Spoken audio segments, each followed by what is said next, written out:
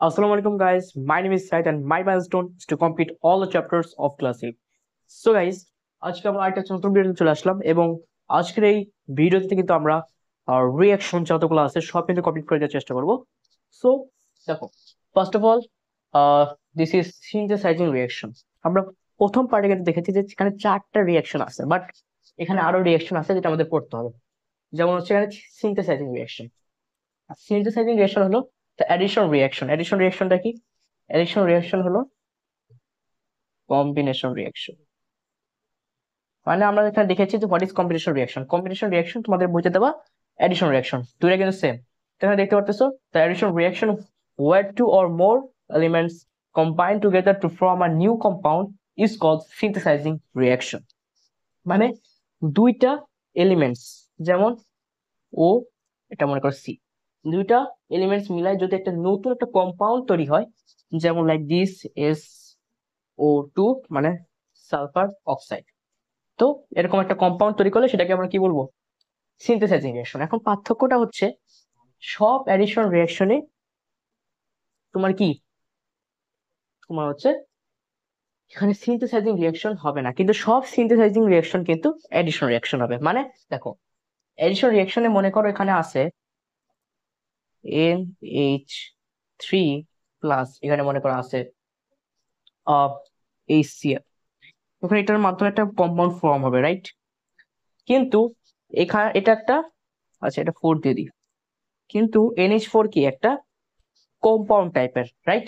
এখানে হচ্ছে আমাদের কি আছে, নাইট্রোজেন আছে, আবার এখানে হাইড্রোজেন আছে, দুইটা মিলে একটা কম্পাউন্ড টাইপের ফর্ম করছে। এটাকে আমরা রেডিকালস বলি, but this is like a compound. তো এটা হচ্ছে বেসিক্যালি আমরা এটাকে কম্পাউন্ডও বলতে পারি, রাইট? সো এই কম্পাউন্ডটা কিন্তু আমাদের কি হবে না, সিনথেসাইজিং রিঅ্যাকশন হবে না, কারণ synthesising reaction only can perform in what, in single elements. Means এখানে আমরা দেখতেছি যে এখানে কিন্তু অনলি কম্পাউন্ড, যেটা কম্পাউন্ড হচ্ছে তোমার থাকতে পারে অ্যাডিশন রিঅ্যাকশনে, কম্পাউন্ড টাইপের যেটা থাকে। কিন্তু talking about this synthesising reaction, synthesising রিঅ্যাকশনে অনলি অনলি এলিমেন্টস থাকবে। Okay, only elements will present in this synthesising reaction. তার জন্য আমরা বলি যে synthesizing reaction, সব synthesizing reaction is we can tell that as a addition reaction, but all the addition reaction cannot be synthesizing reaction because of this। আশা করি বুঝতে পেরেছো। তাহলে এইটা যদি পরীক্ষা আসে তাহলে এটাকে আমরা কি লিখবো? এটাকে আমরা লিখবো addition reaction, not synthesizing reaction। MCQ তে যদি এটা আসে, এটা addition reaction, এটা আবার combustion reaction, মানে এটা হচ্ছে অক্সিজেনের সাথে রিঅ্যাক্ট করে কি করছে, it converted into oxide, so we can tell this as a কি, combustion reaction, synthesizing reaction and also addition or combination reaction। কিন্তু তোমাদের বইতে দেওয়া addition reaction, so পরীক্ষায় কিন্তু addition reaction লিখো, combination reaction লেখার দরকার নাই। ওকে, আশা করি synthesizing reaction ক্লিয়ার। এবার আসো,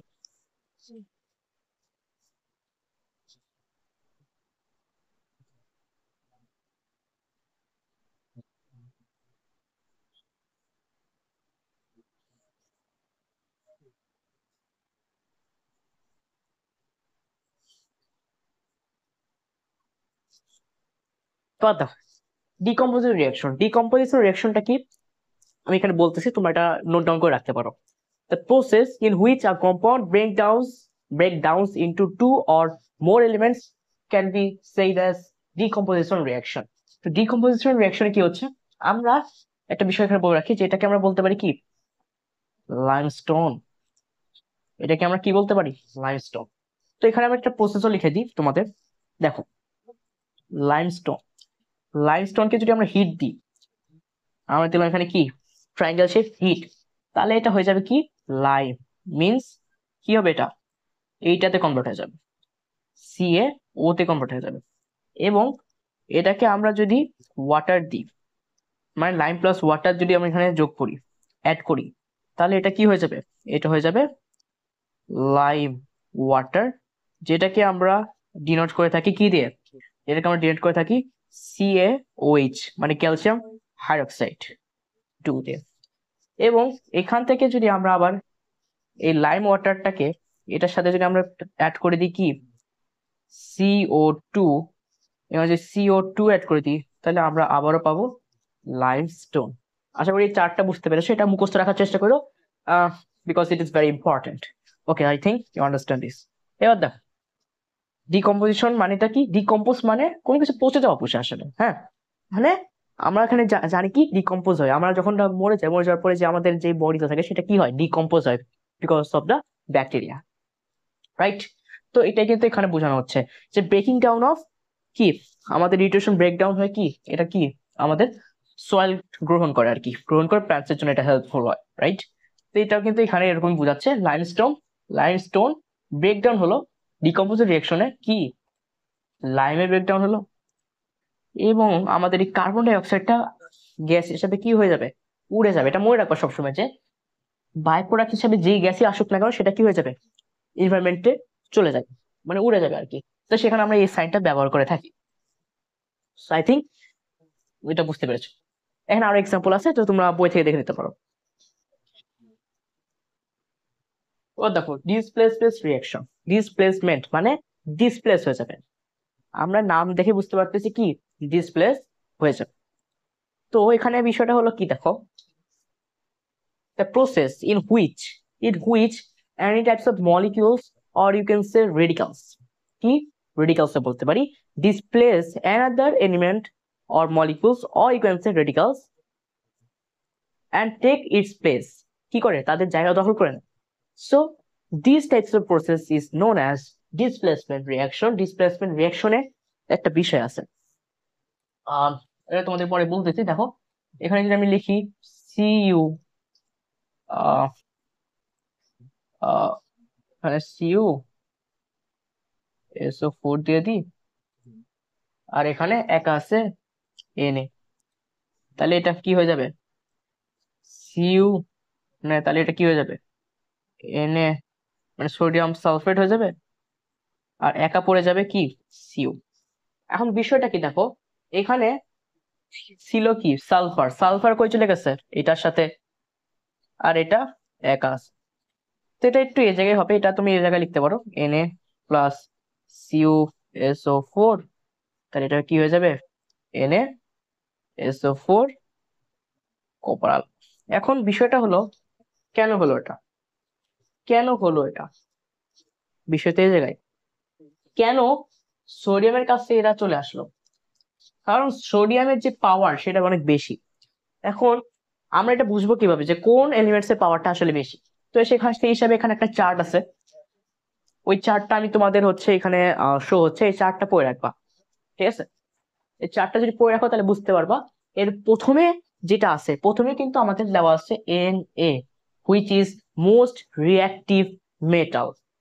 এটা কি অনেক রিঅ্যাক্টিভ, যার কারণে এটার যে পাওয়ার বেশি সেটা অনেক বেশি, আর কপার হচ্ছে অনেক নিচে না, তো তার থেকে পাওয়ার বেশি। তো এর কাছে যে এলিমেন্টস থাকবে সেটা বা যে কম্পাউন্ড থাকবে বা যে রেডিকালস থাকবে, রেডিকালস তো জানি কেন আমরা রেডিকালস বলছি, কারণ SO4 একটা রেডিকালস সালফেট, তার জন্য বলেছি any types of radicals, molecules or elements displace another radical or molecular elements and takes its place is known as displacement reaction. আশা করি বুঝতে পেরেছো।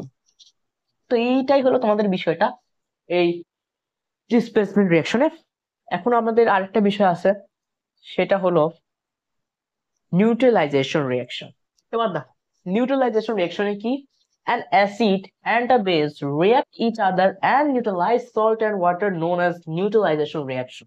মানে দেখো অ্যাসিড এবং বেস মিলে রিঅ্যাক্ট করবে, দুইটা রিঅ্যাক্ট করবে, রিঅ্যাক্ট করার পর যদি এখানে সল্ট এবং ওয়াটার তৈরি হয় তাহলে সেটাকে আমরা কি বলবো, নিউট্রালাইজেশন রিঅ্যাকশন। ইজি একটা বিষয়। এবং সল্ট যে শুধু NaCl তা না, MgCl2 আছে, অনেক টাইপের সল্ট কিন্তু পাওয়া যায় এখানে, কিন্তু সব থেকে বেশি অ্যাবান্ডেন্ট যেটা সেটা হলো NaCl, সোডিয়াম ক্লোরাইড। এবার দেখো এক্সাম্পল দিলাম HCl NaOH, মানে হাইড্রোক্লোরিক অ্যাসিড, যেটা আমাদের পেটে আছে। গ্যাস্ট্রিক জুস তিন প্রকার, তিন প্রকারের মধ্যে আছে কি পেপসিন, মিউকাস, আর একটা হলো কি হাইড্রোক্লোরিক অ্যাসিড। মিউকাস কি করে, আমাদের প্রোটেক্ট করে হাইড্রোক্লোরিক অ্যাসিড থেকে। এটা আমরা বিস্তারিত জানবো ক্লাস 9-এ। এবার দেখো এটা hydrochloric acid plus sodium hydroxide. Hydroxide কি, এটা ভ্যালেন্সি হবে কি 1, NaCl চলে আসলো, NaCl প্লাস Na মানে NaCl মানে কি সল্ট, এবং চলে আসলো কি ওয়াটার। কারণ কেন আসলো, এটা একটা অ্যাসিড না? HCl কি একটা অ্যাসিড না? আর এটা কি একটা বেস না? এটা কি অ্যাসিড দেখলে তোমাদের বুঝতে হবে কি এটা হলো একটা নিউট্রালাইজেশন রিঅ্যাকশন। আশা করি বুঝতে পারছো, ইজি একটা বিষয়। আর তোমাদের বইয়ের যে এক্সাম্পল আছে সেগুলো পড়লেই তোমরা পারবা। তো এটাই ছিল এই বিষয়। এই বিষয় আশা করি বুঝতে পেরেছো তোমরা। এখন আমরা পড়বো ড্রাই সেল। তো দেখো এখানে আমি একটা ড্র করছি, হ্যাঁ। তো এটা হলো মেটাল ক্যাপ। এই মাঝখানে যেটা আছে, আচ্ছা পুরো এই যে কন্টেনার, এই কন্টেনারকে আমরা বলি জিঙ্ক কন্টেনার, যেটা সবসময় নেগেটিভে থাকে। নেগেটিভকে আমরা প্রকাশ করি anode. Anode, anode is the negative side. এবং এখানকার পজিটিভ সাইড হবে কি কার্বন। এই যে মাঝখানে যে একটা কার্বন টেপে থাকে, পেন্সিল ব্যাটারি দেখছো না? পেন্সিল ব্যাটারির ভিতরে দেখবে একটা ইলেকট্রোড থাকে, ঠিক আছে? এটাকে বলা হয় যে কার্বন রড, বা you can say the positive electrode, right?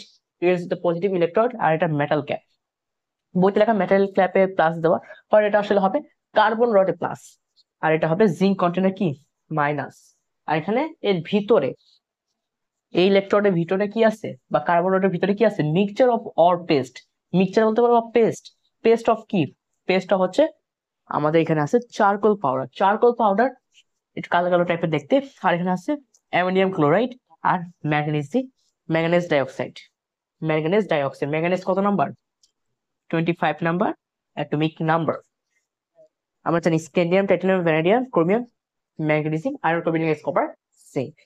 Zinc কত? 30 চলে আসতেছে। তো আশা করি বুঝতে পেরেছো। তো এটা হলো তোমাদের ফুল একটা ডায়াগ্রাম অফ ড্রাই সেল। পরীক্ষায় যদি এরকম ড্রাই সেল নিয়ে কোনো কোশ্চেন আসে তাহলে এভাবে ড্র করে দেখাইতে হবে। কার্বন রড, এটা হচ্ছে প্লাস ক্যাথোড, এটা অ্যানোড। জিঙ্ক কন্টেনার কি হবে? অ্যানোড। মিক্সচার এটা কি? এটা সিলিন্ড্রিকাল, সিলিন্ড্রিকাল টাইপের। ওকে, জিঙ্ক কন্টেনার কি হবে? এটা সিলিন্ড্রিকাল। বইতে আরো ডিসক্রাইব করে লেখা আছে, আশা করি বুঝতে পেরেছো।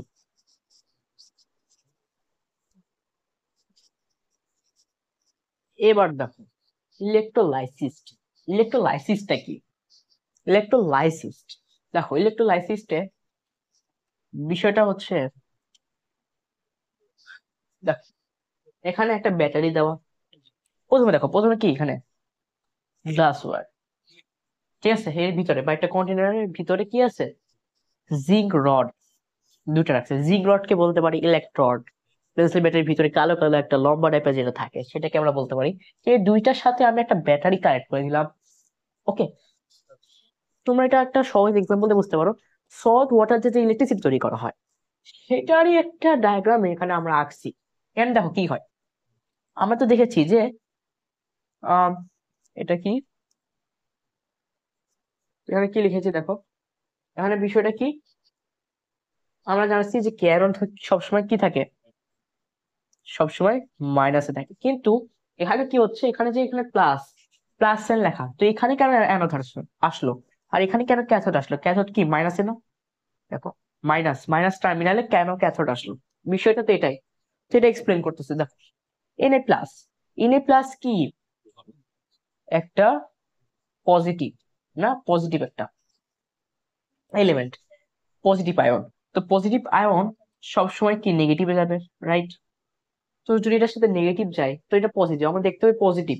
তাহলে পজিটিভ এটা মানে ক্যাথোড, ক্যাথোড গেল অ্যানোড, মানে কি নেগেটিভ টার্মিনাল। তো যদি ক্যাথোড নেগেটিভ নেগেটিভ টার্মিনালে যায় তাহলে এটাকে আমি ক্যাথোড কি বলতে পারি না? অবশ্যই বলতে পারি। কারণ কেন গেল? আমরা জানি Na plus Cl minus, minus plus minus কি করে? অ্যাট্রাকশন করে, অ্যাট্রাকশন করে। আর প্লাস প্লাস যদি থাকে অথবা যদি মাইনাস মাইনাস থাকে তাহলে রিপেলস করে, রাইট? তো বিষয় তো এটাই, বিষয় তো এটাই, রাইট? তো এখানে বিষয়টা হলো এটাই যে তোমার হচ্ছে এখানে প্লাস মাইনাসের সাথে কি করবে? অ্যাট্রাকশন করবে। তারপর দেখো Cl মাইনাস, Cl মাইনাস হচ্ছে ক্লোরিন, ক্লোরিন হচ্ছে আয়রন মাইনাস বা নেগেটিভ, এটা যাবে পজিটিভে। Plus minus attraction. তো মাইনাস যেহেতু এটা, তাহলে এটা হবে কি অ্যানোড। অ্যানোড কি প্লাস টার্মিনাল, প্লাস টার্মিনাল কি যাচ্ছে? Cl minus. তো এইভাবেই হলো আমাদের ফরমেশনটা হচ্ছে, রাইট? তো এখানে আমরা চাইলে একটা বাল্ব কানেক্ট করে দিতে পারি। এখানে যদি আমরা চাই একটা বাল্ব কানেক্ট করে দিতে পারি, আমরা তো পড়েছি এটা, রাইট? আমরা এখানে সার্কিটে পড়েছি এটা, এই বিষয়টা। তো এখানে এরকম ভাবে ডায়াগ্রামটা আছে। তো এখন এটা নিচে একটা ডিসক্রিপশন লিখতে হবে যে কিভাবে এটা আসলে কাজ করতেছে। তো এটা আমি লিখে দিচ্ছি, দেখো। এটা এখন আমরা লিখি এখানে। এখানে ক্লোরিন কি করে? একটা ইলেকট্রন কি করে, রিসিভ করে, রাইট? রিসিভ করে হয়ে যায় Cl মাইনাস বলতে পারি। Cl এখানে যদি Cl হচ্ছে কি আমাদের গ্যাসিয়াস ফর্মে পাওয়া যায়, তো এখানে আমাদের 2 অ্যাড করতে হবে, 2 2 2Cl, তো Cl প্লাস Cl হয়ে যাবে কি Cl2, বা এটাকে আমরা বলতে পারি গ্যাসিয়াস ফর্ম। তো এটার রিয়াকশন ইন অ্যানোড। এবার ক্যাথোডে কি আসবে, ক্যাথোডের বিষয়টা কি, এখন আমরা ক্যাথোড লিখি, রাইট? আচ্ছা,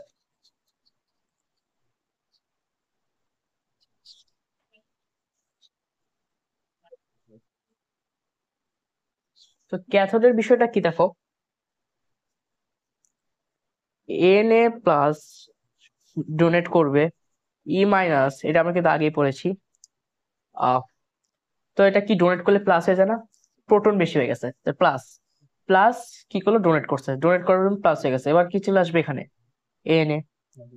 এখন Na তো একটা মেটাল, মেটাল তো তোমার কি কখনো তোমার এই যে এরকম হবে না, যে Na2 এরকম হবে না, কম্পাউন্ড হইতে পারে, কিন্তু গ্যাসিয়াস ফর্মে এটাকে আমরা কখনো পাবো না।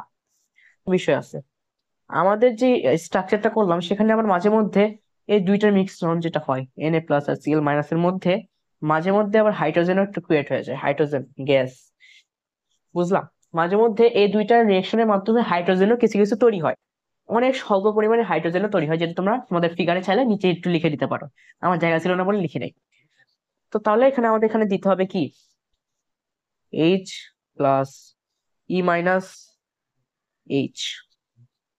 ঠিক আছে? এখানে 2 দিতে হবে কারণ এটা গ্যাসিয়াস ফর্মে পাওয়া যায়, 2 দিলাম। তাহলে এখানে আসবে H+H গ্যাসিয়াস ফর্ম জি। এইভাবে তোমরা প্রুফ করে দিতে পারো ইজিলি, যে মানে কি রিয়াকশন টাইপের হয়, রিয়াকশনের ক্যাথোডে কি হয়, রিয়াকশনের অ্যানোডে কি কি টাইপের রিয়াকশন হতে পারে, তাই কিন্তু আমরা এই জায়গায় দেখিয়ে দিলাম। আশা করি বুঝতে পেরেছো এটা। এন্ড এখানে আরেকটা বিষয় আছে, electrolyte and non electrolyte. Electrolyte আর ইলেকট্রোলাইসিস, এটার ডেফিনেশনটা তোমরা গুগল থেকে পড়ে নিতে চাইলে, আমি আর লিখে দিলাম না।